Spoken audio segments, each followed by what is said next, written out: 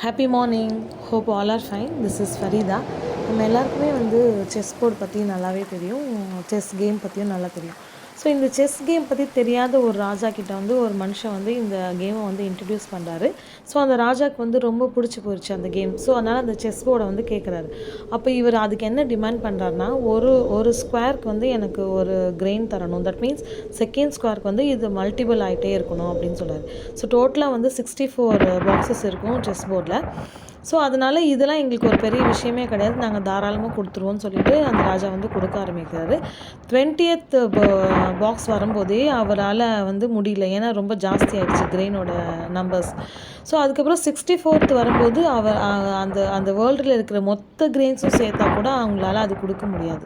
So இங்கே இந்த விஷயம் என்னென்னா, செஸ் கேமோ இல்லைனா அந்த கிரெயின்ஸோ கிடையாது, நாமளும் நம்மக்கிட்ட இருக்கிற பொட்டென்ஷியல் என்னன்றது கண்டுபிடிச்சி ஒரு நாளைக்கு ஒரு விஷயத்தை நம்ம இம்ப்ரூவ் பண்ணால் போதும், it will multiply a lot. We can win the world. That's 1 minute. See you tomorrow.